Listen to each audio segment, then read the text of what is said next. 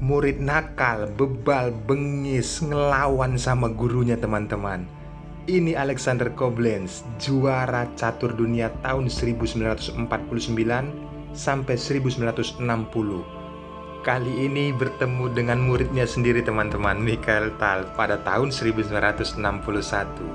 Teman-teman ambil pelajaran pentingnya. Ini sangat menarik strategi yang dilakukan Mikhail Tal ataupun Koblenz.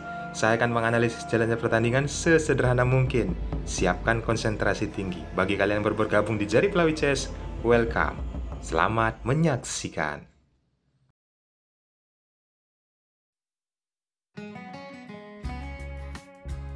Tal memegang buah putih dan memulai dengan pion E2 langkah.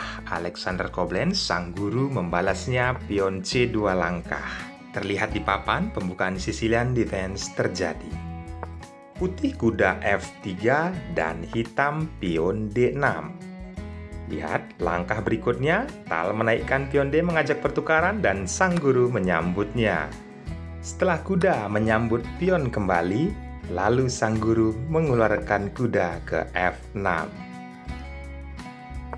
Di sini Mikhail Tal juga mengaktifkan kuda teman-teman ke C3, sangat menarik ya teman-teman. Dan guru menaikkan pion A menghambat pergerakan kuda ke B5. Tal mengeluarkan gajah, mengancam posisi kuda, tapi sang guru tidak takut ya. Bahkan dia menaikkan pion E, biarkan saja gajah mengepin posisi menteri. Tal melanjutkan menaikkan pion F, mendukung pergerakan gajah petak hitam. Lalu hitam mengeluarkan gajah persiapan untuk rogade sayap raja. Berikutnya, Tal menempatkan menteri ke F3. Jelas di sini akan dibangun serangan dari sayap pertahanan menteri. Setelah sang guru menaikkan menteri ke C7, Mikhail Tal, sang murid, melakukan rokade sayap menteri, teman-teman. Lalu di sini Alexander Koblenz mengeluarkan kuda kembali ke D7 dan Mikhail Tal membalas dengan langkah atraktif. Yaps, satu langkah saja, gajah ditempatkan ke E2. Gajah dipukul mundur oleh pion. Mikhail Tal tidak memukul kuda tetapi menurunkan gajah ke A4. Ada langkah krusial 3 atau langkah ke depan teman-teman. Kalian harus ambil dan pelajari langkah berikut ini agar kita bisa terapkan saat bermain. Apa maksud dari ini teman-teman? Kita menaikkan pion B2 langkah. Dia menginginkan agar Tal kejebak untuk menaikkan pion E dan nantinya gajah akan keluar menyerang menteri. Ini yang diinginkan oleh sang guru kepada Mikhail Tal. Teman-teman perhatikan langkah ini. Pion dipaksa untuk seolah-olah mengancam posisi kuda, tapi benteng ataupun menteri hitam akan berusaha menyerang dari sayap pertahanan raja. Apakah di sini Mikhail Tal tertarik setelah sang guru ataupun Alexander Koblenz menaikkan pion B2 langkah? Ya teman-teman, sangat bandel sekali ini sang murid. Mikhail Tal tetap saja menaikkan pion tersebut mengancam kuda. Langsung saja, di sini Alexander Koblenz mengeluarkan gajahnya mengancam menteri. Apa yang dilakukan oleh Mikhail Tal teman-teman setelah menterinya diancam? Yaps, dipukul saja kudanya teman, dikorbankan menterinya. Lalu jelas, setelah gajah pukul, mengancam posisi benteng, sang guru menutupnya dengan pion teman-teman. Apa langkah berikutnya Mikhail Tal? Ini yang tidak diketahui sang guru teman-teman. Luar biasa cerdik ini sang murid Mikhail Tal. Yups, apakah dia memukul gajah? Atau dia memukul pion mengancam benteng? Itu salah teman-teman. Sang guru tidak memprediksikan bahwasanya ini yang terjadi. Tal pukul pion dengan kuda mengancam menteri. Yup, sang guru langsung menyambutnya teman-teman. Tidak berpikir panjang, kuda dipukul langsung oleh pion F7. Ini yang disebut dengan langkah jebakan dibalas dengan langkah jebakan. Setelah hal ini terjadi teman-teman, Mikhail Tal melakukan langkah brilian. Yups, cut gajah ke H5. Sang guru tidak ingin posisi rajanya terancam ke depannya 2 langkah, maka dia mengorbankan pion. Langsung disambut posisi pion tersebut oleh gajah. Sang guru ingin menempatkan rajanya nantinya ke F8. Dengan posisi seperti ini, jelas hitam bergeser raja ke F8. Apalagi langkah berikutnya, langsung memukul gajah teman-teman. Posisi skak, pion tidak bisa dimakan karena ada dijaga oleh gajah petak hitam. Raja ke G7, mengancam gajah, tetapi posisi di sini gajah dimundurkan, membiarkan saja gajah petak putih. Tetapi sang guru tidak akan mungkin memakan gajah tersebut dengan raja teman-teman, karena pion mungil akan maju. Menteri akan didapatkan secara gratis. Tidak ada yang menjaga menteri.